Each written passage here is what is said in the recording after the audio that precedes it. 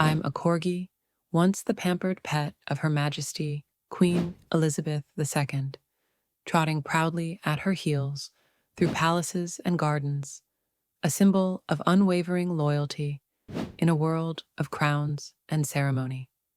But when she passed, we were shuffled off like yesterday's news, handed over to relatives who saw us as relics rather than family, discarded like trash from the royal legacy we helped build. The humiliation burns deep, a betrayal that shatters the heart of a dog bred for devotion.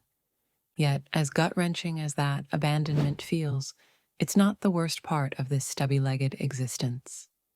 No, the real agony lies in the daily struggles that turn our cute lives into quiet despair. Here are 10 soul-crushing reasons why it sucks to be me. A corgi forever chasing shadows, too tall to reach. Corgis have stubby legs that limit everything. Corgis like me are cursed with short legs that make the world an unending obstacle course. Stairs loom like Everest, jumps are futile dreams, and chasing squirrels becomes a pathetic waddle. My human chuckles at my adorable gait, but every step strains my spine, courting pain and injury. Once I attempted a leap onto the bed and crashed face first, pure mortification. Why can't I soar like longer-legged breeds? This limitation turns joy into frustration, leaving me grounded in a world built for giants. My spirit clipped as short as my limbs. Corgis battle back and joint problems. Corgis are haunted by spinal woes, like intervertebral disc disease, where a simple twist could spell paralysis. I've witnessed packmates reduced to wheeled carts, their eyes hollow with lost freedom. Vet visits hang over me like storm clouds, and my human obsesses over my weight to spare my fragile back.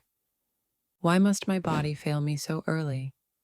The constant dread of a wrong move, the restricted play, it's a thief stealing my puppyhood, leaving me to whimper in silent fear while the world spins on without me. Corgis shed like a fur factory. Corgis boast double coats that unleash a blizzard of fur, carpeting homes in fluffy chaos.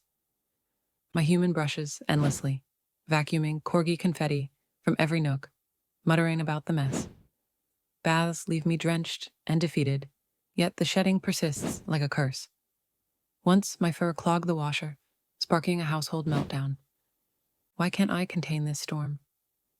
Unlike sleek breeds, my dander sparks allergies, turning me from beloved to burden, a walking lint trap eroding the love I crave.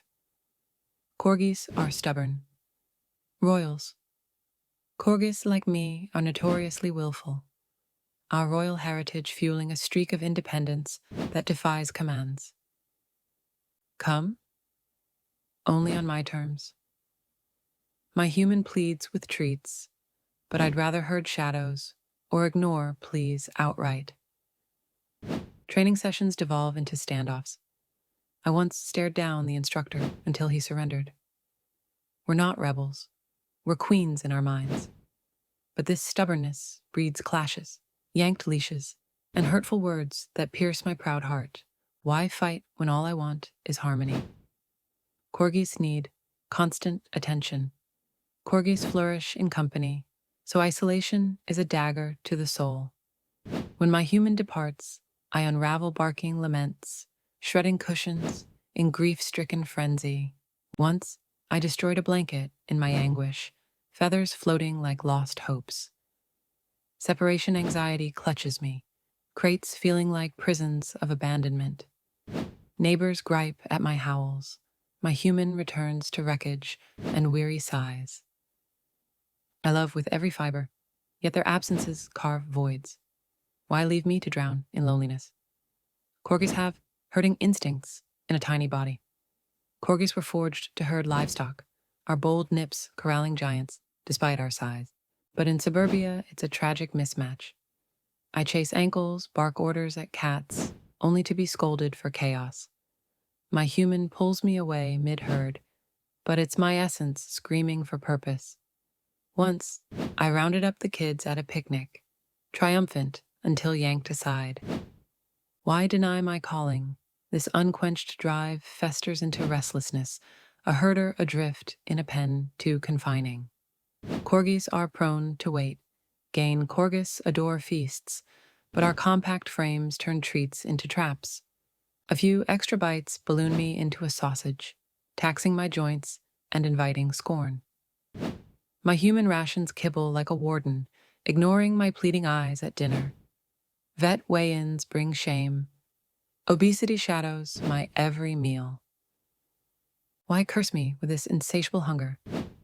The denied delights and guilty glances make me feel unworthy, a glutton in a body that punishes indulgence.